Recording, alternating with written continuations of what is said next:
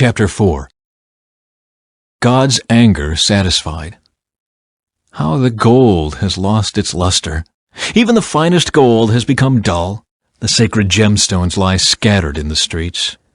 See how the precious children of Jerusalem, worth their weight in fine gold, are now treated like pots of clay made by a common potter. Even the jackals feed their young, but not my people Israel. They ignore their children's cries, like ostriches in the desert.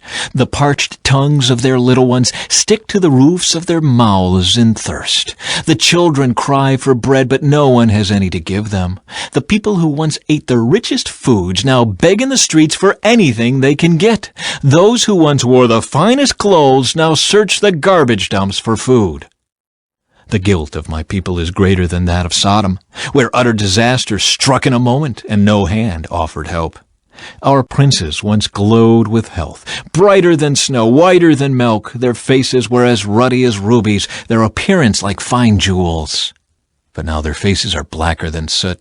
No one recognizes them in the streets. Their skin sticks to their bones. It is as dry and hard as wood.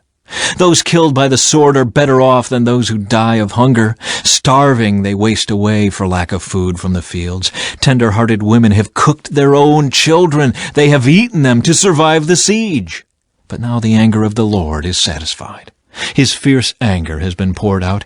He started a fire in Jerusalem that burned the city to its foundations. Not a king in all the earth, no one in all the world would have believed that an enemy could march through the gates of Jerusalem.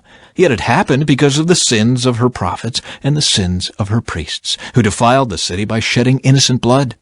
They wandered blindly through the streets, so defiled by blood that no one dared touch them. "Get away!" the people shouted at them. "You're defiled, don't touch us!" So they fled to distant lands and wandered among foreign nations. But none would let them stay. The Lord himself has scattered them, and he no longer helps them. People show no respect for the priests and no longer honor the leaders. We looked in vain for our allies to come and save us, but we were looking to nations that could not help us.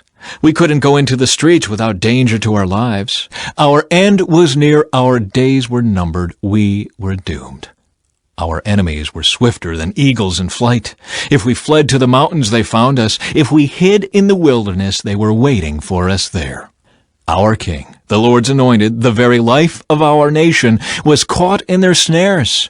We had thought that his shadow would protect us against any nation on earth. Are you rejoicing in the land of Uz, O people of Edom? But you too must drink from the cup of the Lord's anger. You too will be stripped naked in your drunkenness. O beautiful Jerusalem, your punishment will end. You will soon return from exile. But Edom, your punishment is just beginning. Soon your many sins will be exposed. Chapter 5. Prayer for Restoration. Lord, remember what has happened to us. See how we have been disgraced.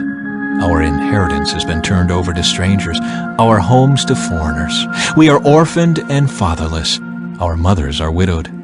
We have to pay for water to drink, and even firewood is expensive. Those who pursue us are at our heels. We are exhausted but are given no rest. We submitted to Egypt and Assyria to get enough food to survive. Our ancestors sinned, but they have died, and we are suffering the punishment they deserved. Slaves have now become our masters. There is no one left to rescue us. We hunt for food at the risk of our lives, for violence rules the countryside. The famine has blackened our skin as though baked in an oven. Our enemies rape the women in Jerusalem and the young girls in all the towns of Judah. Our princes are being hanged by their thumbs, and our elders are treated with contempt. Young men are led away to work at millstones, and boys stagger under heavy loads of wood. The elders no longer sit in the city gates. The young men no longer dance and sing. Joy has left our hearts. Our dancing has turned to mourning. The garlands have fallen from our heads. Weep for us because we have sinned.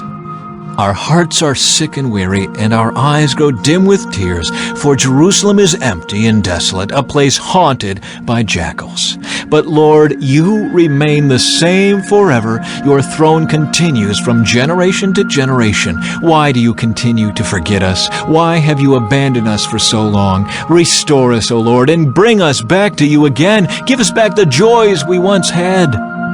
Or have you utterly rejected us? Are you angry with us still?